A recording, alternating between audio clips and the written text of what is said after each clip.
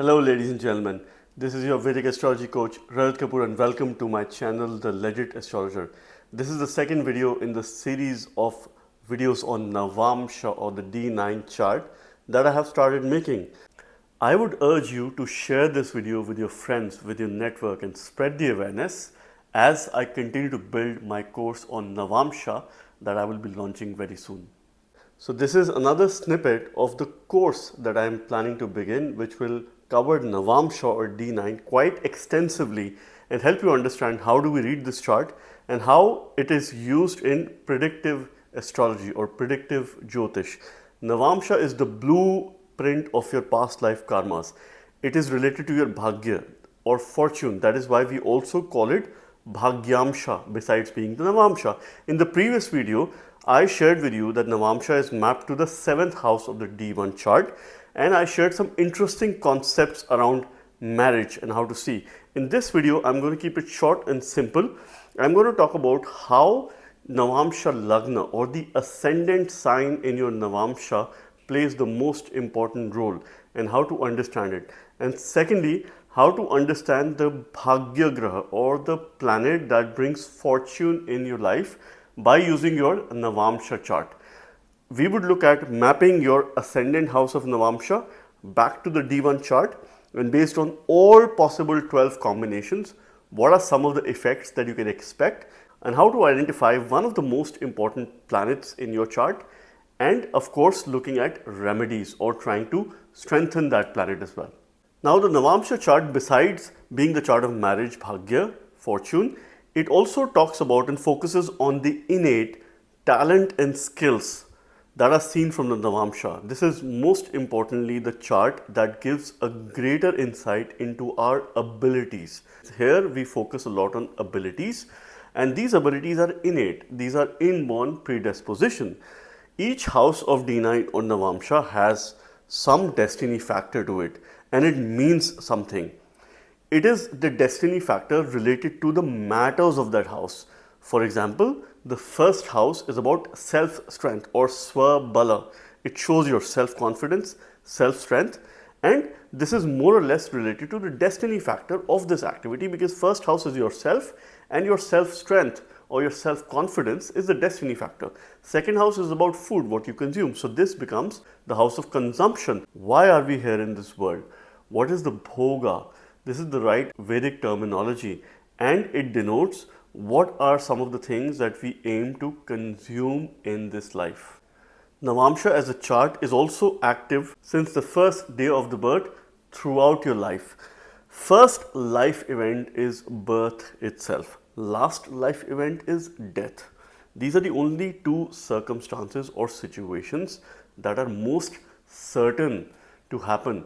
Besides these, all the others are if or may, if or may. These are the two major life events that are certain. From the Navamsa at birth, we see the details pertaining to your birth and circumstances. Under what circumstances were you born? That is primarily seen from Navamsa. The rashi chart or the D1 natal chart shows all the extra mundane things, most of the material things and the people who are associated with us, those who are around us. And of course, each and every house represents certain things, certain events, certain people that surround our life in the natal chart. And the Navamsa chart provides manifestation of the rashi or the D1 chart based on the planets that are there, the houses that are there, how well it is going to manifest into your fortune. Whether you will get the right results, positive results, or you could have certain challenges are seen from the Navamsa. Now before we move to all 12 possible combinations, and you will have one of this combination that you must read or understand, let's try and shed some light on a concept that is called NTR, which is Navamsa Tulya Rashi, which means that whichever sign is there as the ascendant in your Navamsa chart, you have to map it back to your D1 chart. So for example, if you're an Aries ascendant and your Navamsa chart is Taurus, so Taurus will get mapped to the second house of your natal chart. And this is how we will have 12 possible combinations. And this is how you will identify the most important graha from a fortune, bhagya point of view. Of course, your ninth lord holds a greater disposition, your fifth lord holds a greater disposition, and the Lagna lord as well. Besides that, this is one special, unique planet that you must look up to, you must remedy, regardless of its lordship. And this includes Rahu and Ketu as well. So let's first talk about if your Navamsa ascendant sign or the Lagna is the same as your D1 or Rashi or the natal chart. So for example, if you're an Aries rising and in Navamsa you're Aries. Similarly, we go through all signs and you have the same sign, same Rashi in your Navamsa Lagna or the ascendant. Now this is a concept of Vargottama. Before I throw light on Vargottama, let me share with you the correct Vedic term. It is called Lagnamsha, when your Lagna is the same as D1 in your Navamsha. This is also Varga Uttama, which means that this particular house or matters pertaining to your first house are superior in nature. There is great support of Bhagya, there is great support of fortune. Now the first house of the Navamsha is Swabala or self-strength. This means all kinds of perfection in our life which is related to yourself are seen from this house. Your self-strength, your identity, your intelligence, your self-esteem is seen from the first house. Your sense of independence. So this makes one person quite independent in nature, or this is one of the direction that you must take in your life to take things in your own hands, to move out, move away from people, and of course create and try to build your own identity. It is said that if it is Varga Uttama or the same sign as Navamsha, compared to, of course, as same sign as your Rashi chart, that becomes your Navamsha, there are great blessings. And at some point in time, you have to become independent. You have to search for your soul. This brings a lot of confidence. But with confidence, on a darker side, a little bit of blind spot is that it makes a person very egoistic in nature. And this is something which we must be mindful of.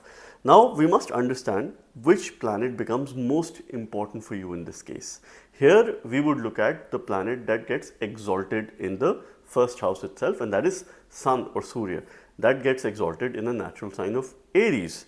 Now, depending on several other factors as well, Sun is one of the planet that you must look up to, you must remedy, and this is one planet that can bring fortune in your life, that can elevate your bhagya and make your life prosperous even more than it is at the moment, and you must look up to Surya.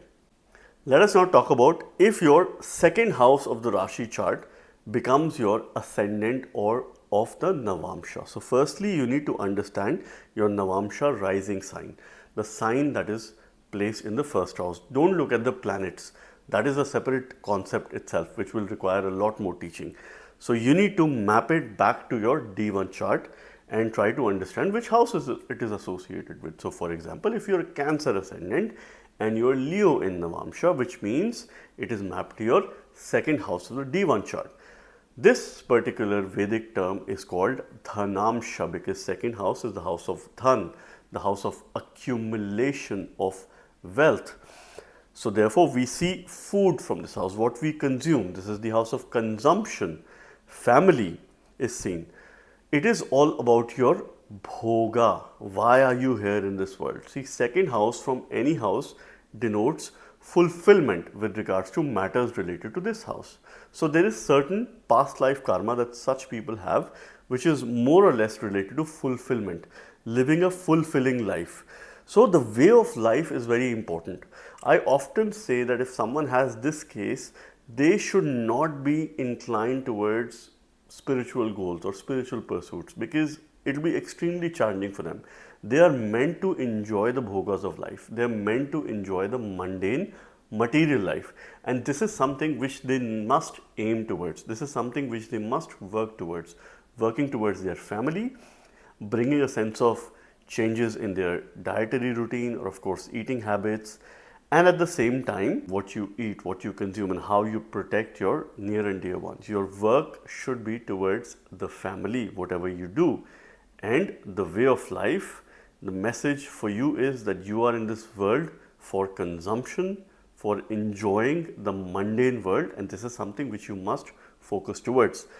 Moon becomes an important planet for you from a bhagya or fortune point of view. One of the most important planets, because Moon gets exalted in the natural second house of the sign of Taurus. So you must look up to Moon. You must do remedies related to Moon, whether it's in the form of mantras, anything in consumption or donations. That will depend on several other factors, but yes, you must look up to Moon. Now let's talk about if your Navamsa rising sign ascendant, the sign that is placed there, is mapped to the third house of your rashi chart or the D1 natal chart. So for example, if you are a Libra ascendant and Sagittarius Navamsa ascendant, which means this is being mapped to the third house of your D1 or the natal chart. We call this in Vedic terms Sahaj Amsha, because third house is the natural Sahaj Bhav. It is the significator of co-bonds. It signifies co-bonds or younger siblings particularly. We also see a sense of enterprise. So such people are very enterprising in nature, and this is the kind of direction which you must have in life from a karmic point of view. This is a very hidden matter here, because I would always put a cross in this situation, because things more or less are a bit unexpected. So there could be extreme highs or extreme lows in this situation, but some or the other point in time in life, such people have to build their valor, their courage. If they were to have some fruits, some rewards, efforts become a way of life, because how it is mapped to the third house, which also denotes effort. So this becomes a way of life, and you shouldn't shy away from putting any efforts. Now, such people would do well if they get any mentor in life or a teacher or guru, because they need upadesha. This would mean blessings, message or mentorship. Some sort of guidance is needed. So once they get this guidance, they would start doing well. Otherwise, there will be a lot of efforts. There will be a lot of, situation would be such that you would need to perhaps do a lot. And this is where Rahu holds a greater importance, because Rahu gets exalted in Gemini, which is the natural third house of the zodiac belt. So you must look up to Rahu. You must do remedies related to Rahu, and time periods of Rahu become very important for shift of place, change of residence, starting something new, going on journeys, and making a proper initiation, establishing new projects, new ventures. So become enterprising in your life. This is the key message. Let us talk about a situation where the Navamsa ascendant rising sign or the Navamsa Lagna is the same as your fourth house of the D1 rashi or the natal chart. Which means, so to give you an example, if you are, let's say, an Aries ascendant and your Cancer in your Navamsa, which means it is being mapped to the fourth house of your natal D1 chart. We call this in Vedic terms as Sukhamsha, because fourth house is the Sukh Bhav. It is the house of your comforts. It is the house of safety, security. So such people naturally have certain karmas towards their home, towards their mother, that they cannot or they should never run away from. In spite of the fact that you've settled outside of your home country, you would still excel in your home country when you're close to your homeland, when you're close to the motherland. It also signifies earth. It signifies your safety, your security, your comfort space. I always advise that such people should take up some sort of hobby or personal interest, or perhaps take up those things or do those things that make them feel happy, that make them feel content from a karmic standpoint. This is how you will be able to elevate your bhagya, your fortune. Listen and take the advice of your mother into the account. And of course, continue doing some sort of changes, cleanliness work, renovation, and an orderly situation at your home. This is a must-have from a karmic standpoint. Now, the most important planet for you from a bhagya point of view or fortune becomes Jupiter, because he gets exalted in Cancer, which is the natural fourth house. So you must do remedies related to Jupiter. You must strengthen Jupiter by using a Guru mantra, which could be Om Gurave Namah, or a Shiva mantra, that could be Om Namo Bhagavate Sadashivaya look up to him and do anything to pacify Jupiter, to strengthen Jupiter, regardless of the kind of lordship Jupiter holds in your chart. Whether it's a functional benefic, whether it's a functional malefic, please remember Jupiter is the biggest planet and it is the most benefic planet at the natural level. So you must look up to Jupiter and look forward to certain time periods, major or sub periods of Jupiter for significant events in your life.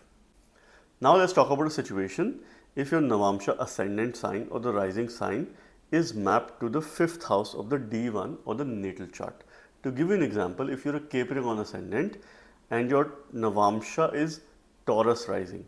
So this is a situation where Taurus is mapped to the 5th house of your natal D1 chart.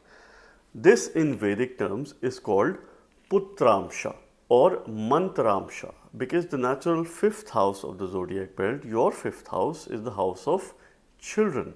It is the house of mantras. Your 5th lord becomes Mantresha, the one who rules mantras in your life, the ruler of children, future, positional success is seen.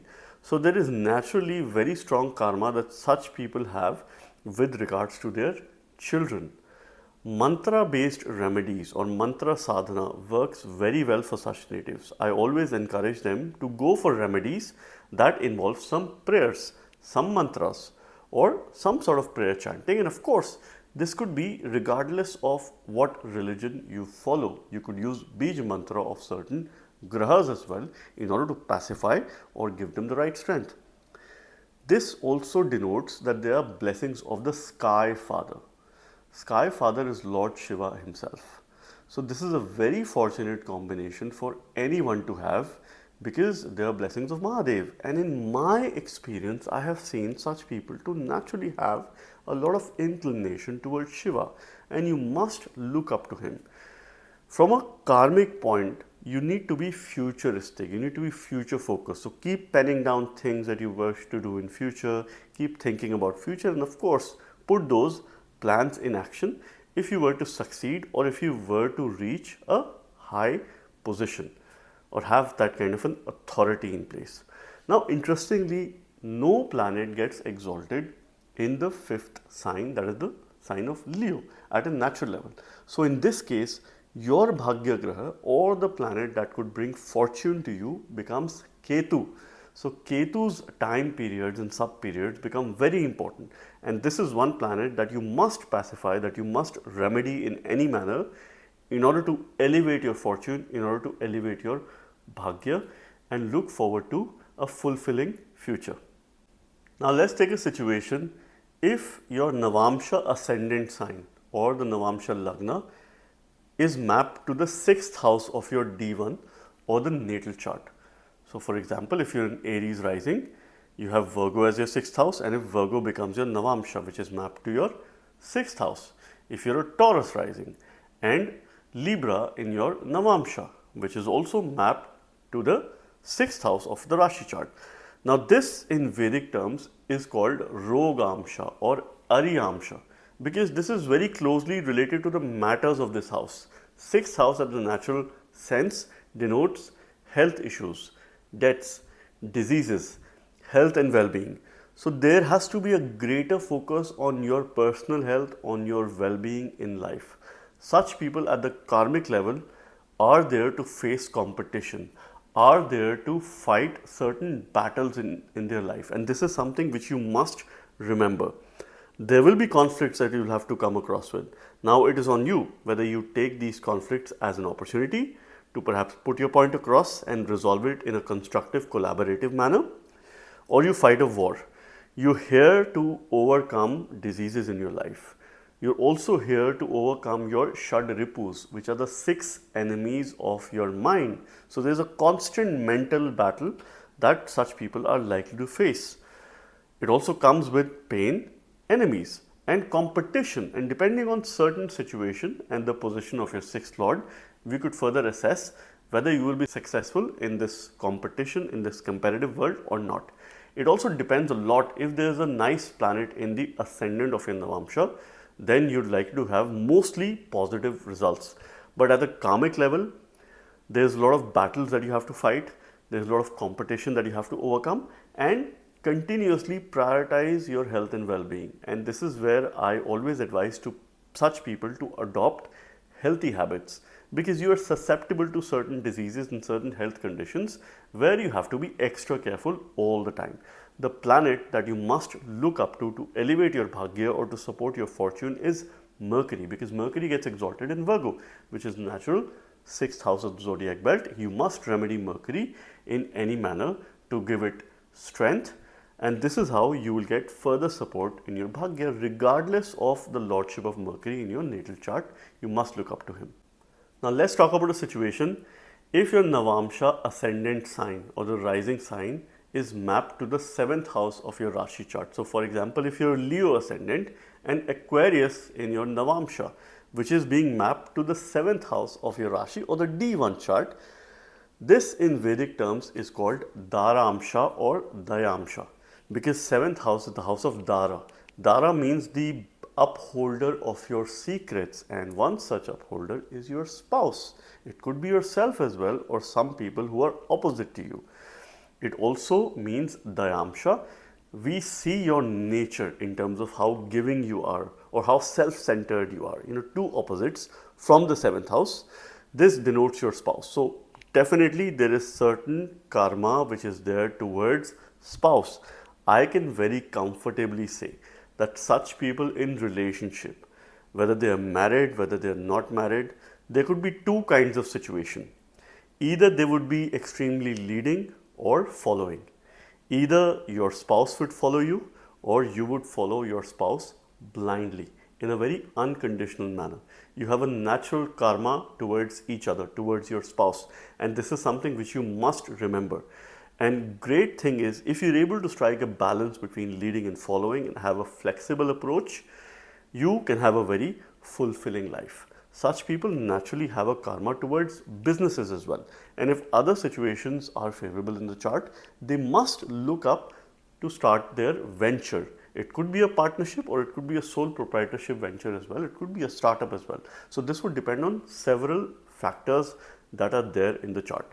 One planet that you must look up to elevate your bhagya, to support your fortune, is Saturn or Shani, because Saturn gets exalted in Libra, which is the natural 7th house. So you must remedy Saturn, you must look up to him, you must strengthen regardless of the lordship Saturn has, and you must look up to the time periods and sub-periods of Saturn that are going to bring in some significant events in your life, which is related to your business, your spouse, your relationship. You could get married at that time, you could probably start your business and be a lot more enterprising in your nature. Now let's talk about if your Navamsa Ascendant sign or the rising sign is mapped to the 8th house of your rashi chart, 8th house of the D1 chart. If that is the case, in Vedic terms we call it Randaramsha. If you're Aries rising and Scorpio in your Navamsha, which means it is mapped to the 8th house of your rashi or the D1 chart, this is Randaramsha. Randar Bhava, which is the 8th house, it is the house of longevity. We see life and death from this house. We also see a lot of depth from this house itself. Such people come with a lot of depth. They have a lot of secrets in their life. They're very mysterious at the fortune level, at the natural level. And this is how fortune can favor them. Maybe they try to keep some of these things or knowledge to themselves, which is in the best interest of their fortune, which is in the best interest of their personal interest. They do have some vested interest. And if you have a vested interest, that brings a greater sense of focus on yourself and your loved ones. It is good. Such people at the psychological level or unconsciously are also susceptible to fear. So there is some sort of fear that could always be there, which could become a cause of concern. They are here to repay certain debts. And it is important for you that in your life journey, you understand the kind of debts you have and you repay those debts. 8th house at the natural level is about debts related to your marriage, related to your relationship. And such people would probably be in a relationship, suffer for a long period of time, but somehow they will not step away. And this is where you must remember that if you're here to pay certain debts, you need to understand and you need to repay them as soon as you can. There is also certain pain at the mental level. So I always advise such people to do yoga, pranayama, meditation to gain a lot of mental strength. And this is something which you must have, you must need. Transformation comes very naturally to these people, and you must continue to transform yourself, your body, your vitality, and of course your life as well. If your Navamsa Ascendant sign is mapped to the 8th house of the D1 natal chart, I also advise such people to try and move away, shift away from their home country, and maybe travel across the seas to have a better life. One planet that you must look up to elevate your bhagya, to support your fortune, is the Lord of your Ascendant or the Lagna Lord. Whichever Ascendant you are, you must look up to your Ascendant Lord and strengthen your Ascendant Lord. And when you will have time periods, dasha, antardashas, pratanta dashas of your Lagnesha, of the Ascendant Lord, that could bring very good results, that could mostly bring a lot of positive results when it comes to your transformation. Now let's talk about a situation if the Ascendant or rising sign of your Navamsa or the D9 chart is mapped to the 9th house of your natal D1 Lagna chart, your rising chart. Now this is where we call it Bhagyamsha. We also call it Dharmamsha, because 9th house is the house of Dharma, Bhagya, fortune. For example, if you are a Gemini Ascendant and Aquarius in Navamsha, so that means it is mapped to the 9th house of your Rashi chart. If you are, let's say, a Pisces Ascendant and Scorpio Navamsha, Scorpio in the Navamsa Ascendant sign, which is again mapped to the 9th house of your D1 natal chart. This is where Bhagya is supportive, fortune is supportive at a natural level. One key message that I give to such natives is that some or the other point in time in life, you must be the beholder, you must be the protector, the flag bearer of your dharma, of your religion most importantly.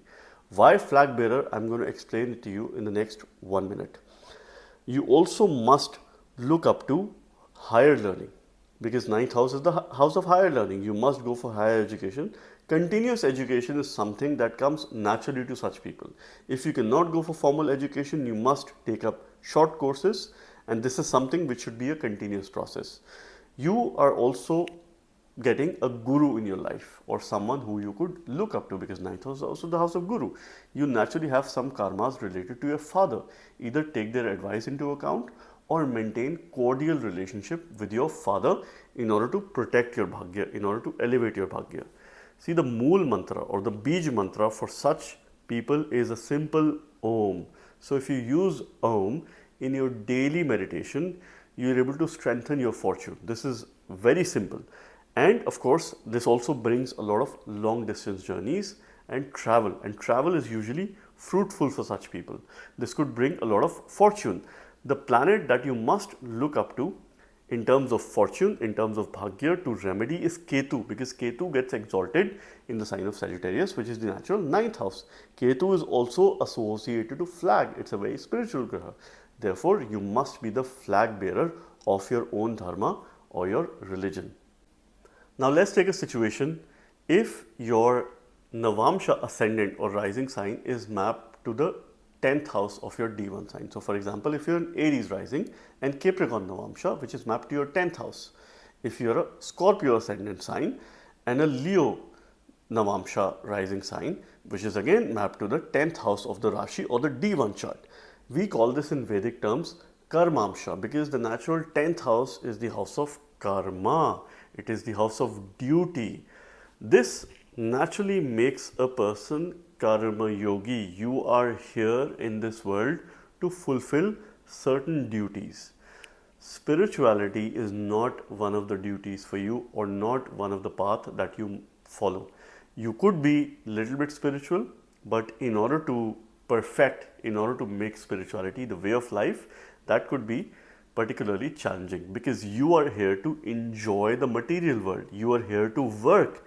You are here to fulfill your duties, karma, in terms of worldly things, in terms of ensuring that you take care of your near and dear ones and you work towards your family. That is a very clear message or an indication. So therefore, I advise such people to be very minimal in terms of their spiritual life, but focus more on worldly things, because if you are meant to enjoy the pleasures of life, bhoga, then you must look up to it. This is what you must do at a karmic standpoint.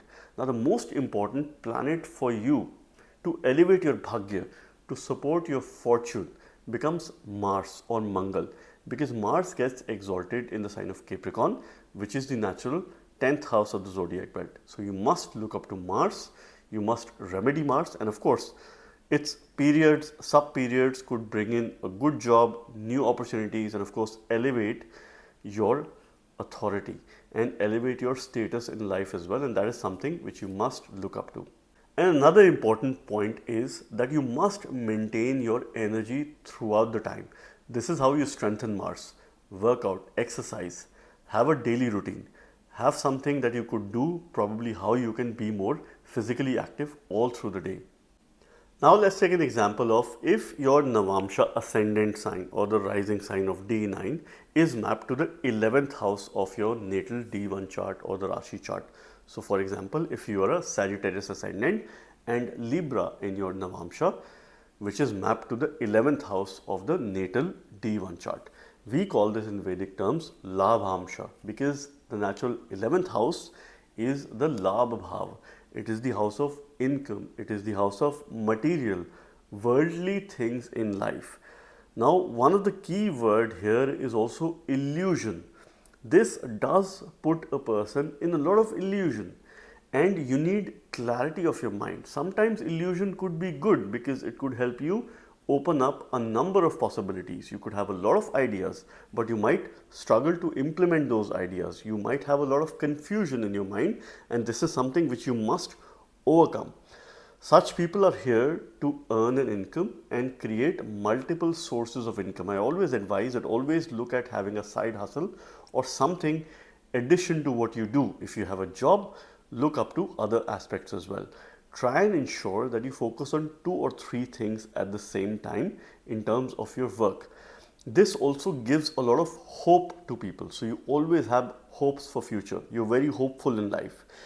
This house also represents Maya. So, that is what illusion is all about. So you, of course, are engrossed in worldly things. Spirituality could be difficult for such natives because at the karmic level, they're here to enjoy certain worldly pleasures, certain worldly comforts, which you must look up to. And naturally, you would be inclined towards those things that make your job easy, that make your life easy. Go for technological skills enhancement. This is also something that you must do because such people naturally have to face a lot of competition and very tough competition. Whether they overcome it or not depends on several factors. The planet that you must look up to elevate your bhagya or your fortune is the Ascendant Lord, because there is no planet that gets exalted in Aquarius, which is the natural 11th house of the zodiac belt. So you must look up to your Ascendant Lord, you must remedy, give it strength. Periods and sub-periods of your Ascendant Lord could bring significant shifts in terms of your income, in terms of your material success, and these are some periods that you must look forward to. Now let's talk about a situation if the Ascendant or the rising sign of your Navamsa or D9 chart is mapped to the 12th house of your Rashi chart. So for example, if you're a Virgo Ascendant and Leo Navamsa, if you're a Leo Ascendant, Cancer Navamsa, if you're a Gemini Ascendant, Taurus Navamsa. In all these cases, it is mapped to the 12th house of your Ascendant or the Rashi chart. In Vedic terms, we call it Vyayamsha or Muktamsha, because 12th house naturally is the house of Vyaya or your expenditure. It is also the house of liberation, moksha, achieving a sense of moksha in life. This is what we see. Now, there are 2 things which are quite prominent for such natives. Now, spiritually, it is excellent. So, if you have spiritual goals, because this denotes freedom, this denotes spiritual liberation. At some point in time, people would work, such natives would work towards their own freedom, towards their own independence. And some of these people also move out of their homeland, of their home country. So I always give an advice, if you were to enjoy material comforts, if you were to enjoy and elevate your fortune, it will only increase if you move out of your home country. That is something that you must consider once in your life.